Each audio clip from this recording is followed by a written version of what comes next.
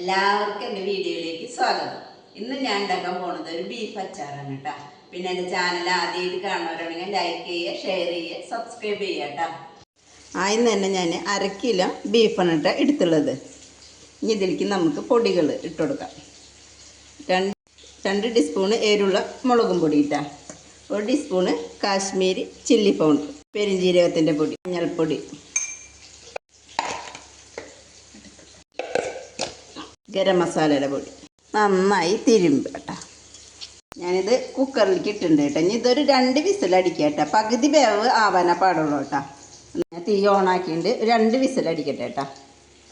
ഞാൻ 2 വിസിലടിച്ച് കഴിഞ്ഞപ്പോൾ ഇത് ഓഫാക്കിയിട്ട് അതിലെ എയറൊക്കെ പോയിട്ടാ. ഇനി നമുക്കിത് വറുത്തെടുക്കാം കേട്ടോ. ഞാൻ എണ്ണ ചൂടാക്കാൻ വെച്ചിട്ടുണ്ട്, അപ്പോൾ അതിൽ വറുത്തെടുക്കാം. ഞാൻ കുറേശ്ശെയൊക്കെ ഇട്ടിട്ട് ഇത് വറുത്തെടുക്കട്ടെ കേട്ടോ. നമുക്കിത് കോരിയെടുക്കാം കേട്ടോ. ഞാൻ ഈ എണ്ണയിൽ തന്നെ കടുക് ഇടുന്നു കേട്ടോ. കടുക് പൊട്ടി കഴിഞ്ഞിട്ട് അപ്പോൾ വെളുത്തുള്ളി 1 കുടം വെളുത്തുള്ളി അരിഞ്ഞതും, ഒരു വലിയ കഷ്ണം ഇഞ്ചി അരിഞ്ഞതും, പച്ചമുളക് 4 അരിഞ്ഞത് കേട്ടോ. എനിക്ക് നന്നായി മുരിയട്ടെ കേട്ടോ.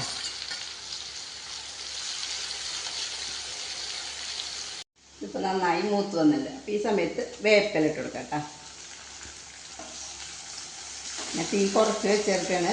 അത് ഞാൻ ഈ ബീഫ് വറുത്ത് കഴിഞ്ഞ് കോരിയതിന് ശേഷം അതിലത്തെ അടിയൊക്കെ ഞാൻ ഊറ്റിക്കളഞ്ഞിട്ടാണ് കേട്ടോ ഈ എണ്ണ എടുത്തുള്ളത് കേട്ടോ. അത് പറയാൻ മറന്നതാട്ടാ.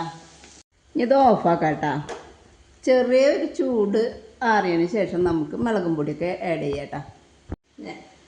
3 ചെറിയ ടീസ്പൂണ് മുളകും പൊടി ഇട്ട, എരിവുള്ള മുളകും പൊടിയാണ് ഇട്ടത്.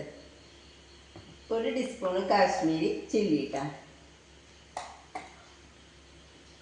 ഉലുവ പൊടിച്ചത് ഇട്ടാ, കായത്തിൻ്റെ പൊടി ഇട്ട, നന്നായി മിക്സാക്കി കൊടുക്കുക കേട്ടോ. കുറച്ച് സോർക്ക് ഒഴിച്ച് കൊടുക്കുക കേട്ടോ. ഇനി ഇതിലേക്ക് ആവശ്യമായിട്ട് കുറച്ച് ഉപ്പിട്ട് കൊടുക്കുക കേട്ടോ. വറുത്ത് വെച്ച ബീഫ് ഇതിലേക്ക് ഇടാം കേട്ടോ. നന്നായി മിക്സാക്കി കൊടുക്കും. ഇത് നന്നായി മിക്സാക്കി വെച്ചിട്ടുണ്ട് കേട്ടോ. ഇനി ഇത് നമുക്ക് ചൂടാറുമ്പോൾ കുപ്പിയിലാക്കിയിട്ട് വെക്കാം കേട്ടോ. അപ്പം എല്ലാവരും ഇത് ഉണ്ടാക്കി നോക്കിയിട്ടാ. പിന്നെ എൻ്റെ ചാനൽ ആദ്യമായിട്ട് കാണുന്നവരാണെങ്കിൽ ലൈക്ക് ചെയ്യുക, ഷെയർ ചെയ്യുക, സബ്സ്ക്രൈബ് ചെയ്യുക, പിന്നെ കമൻറ്റ് ഇട്ടോളൂ കേട്ടോ.